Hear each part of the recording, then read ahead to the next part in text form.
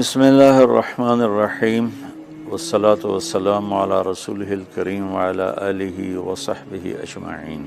جو بھی بہن بھائی بچے بچیاں سن رہے ہیں سب کو میری طرف سے عید مبارک ہو۔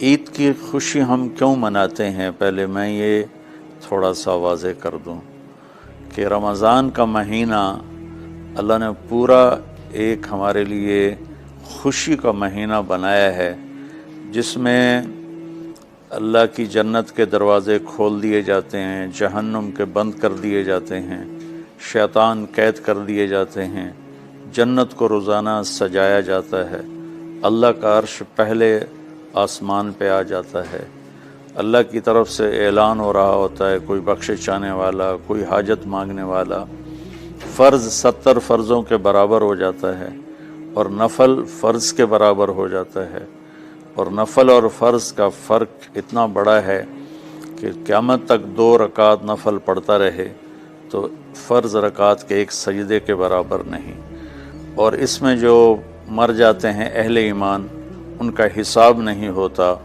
ان کو قبر میں منکر نکیر نہیں آتے، اللہ تعالیٰ ان کو معاف فرما دیتا ہے۔ اس طرح 29 دن رات یہ سلسلہ چلتا ہے، اور آخری رات پھر اللہ تعالیٰ اعلان فرماتے ہیں کہ میرے بندوں نے رات کو قیام کیا، یعنی تراویح کی نماز پڑھی، دن میں روزہ رکھا، تو میں نے اس پر ان سب کی بخشش فرما دی۔ تو اس خوشی میں پھر ہم سب مل کر اللہ کی بارگاہ میں شکرانے کے مل کر 2 نفل ادا کرتے ہیں اور اللہ کا شکر ادا کرتے ہیں کہ یا اللہ تیرا شکر ہے تو نے ہمارے گناہوں کو معاف فرمایا، جہنم کو ہم پہ حرام کیا، جنت کو ہم پہ واجب کیا۔ اصل تو عید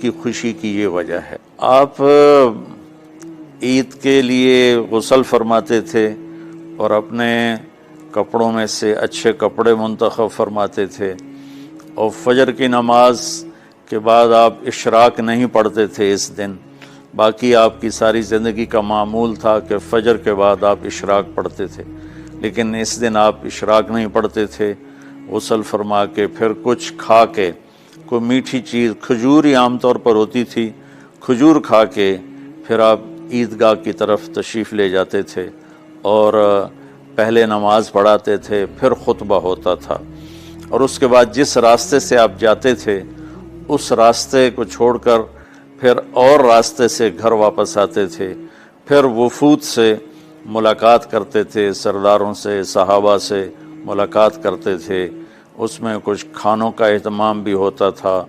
اس طرح ایک عام روٹین کی عید ہوتی تھی آپ کی، ملاقاتیں کرنا، کھانوں میں جانا اور اچھے کپڑے پہننا، سب کو خوشی سے ملنا، یہ عید الفطر پر آپ کا یہ معمول تھا۔ باقی جو اداسیاں ہیں، ڈپریشنیں ہیں، اس کی وجہ آپس کی محبتوں کا کم ہو جانا ہے، اور دنیا کی ایسی دوڑ جس نے اپنے آپ کو بھی بھلا دیا ہے، اور آپس کی نفرتیں ہیں اور آپس کے بغض، حسد ہیں، ان منفی جذبوں نے ہماری خوشیوں کو دھندلا دیا ہے، ورنہ رمضان کا ہر لمحہ خوشی کے لیے ہے اور عید اس کی پیک ہے، اور پوری زندگی اللہ راضی ہو رہا ہو تو خوشی ہی خوشی ہے۔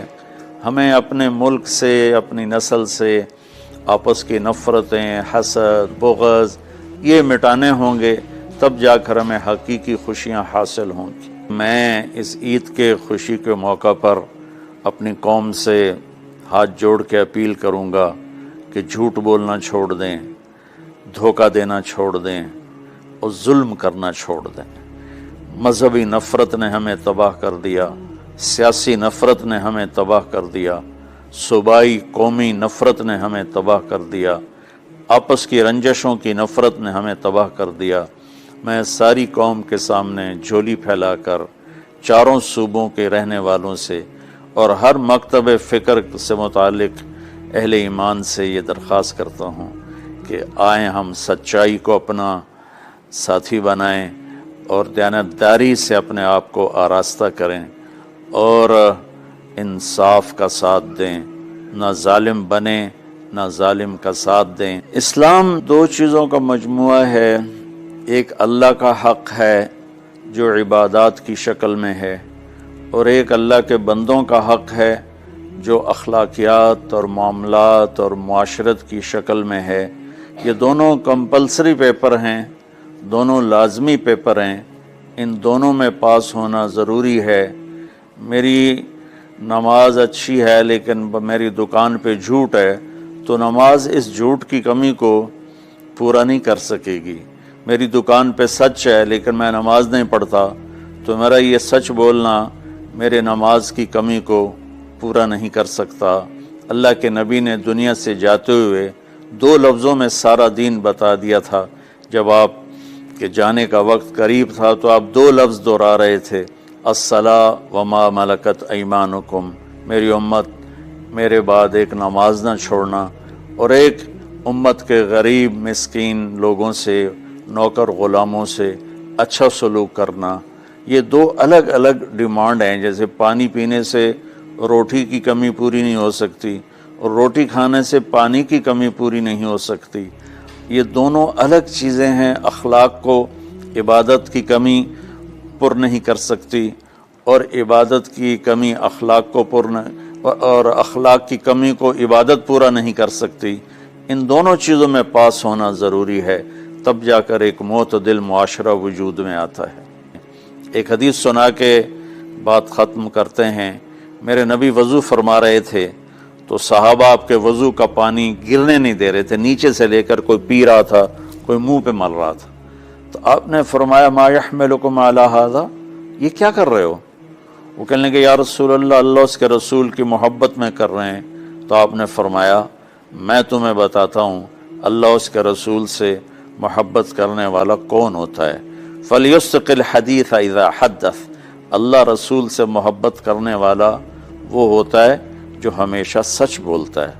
فَلْيُؤَدِّ الْأَمَانَةَ إِذَا تُؤْمِنَ، جو ہمیشہ امانت داری سے کام لیتا ہے، کبھی دھوکہ فراڈ نہیں کرتا۔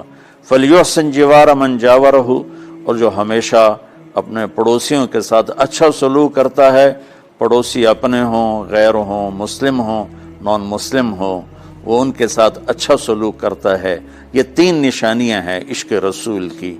یہ 3 باتیں میری قوم اپنا لے تو یہ اندھیرے اجالوں میں انشاءاللہ تبدیل ہو جائیں گی۔ دنیا کے لیے قانون ہے اللہ تعالیٰ کا کہ جس قوم میں انصاف، دیانتداری اور سچائی ہوگی انہیں اللہ عروج دے گا، وہ مسلم ہو یا نان مسلم ہو۔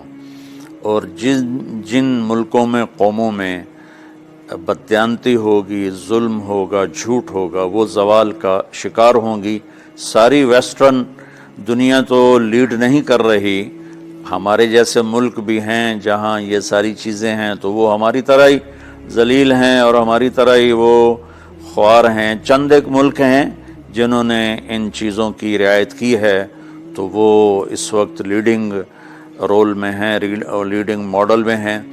تو دنیا کے لحاظ سے تو یہ قانون ہے کہ سچائی، دیانتداری اور انصاف قوموں کو اونچا لے جائے گا۔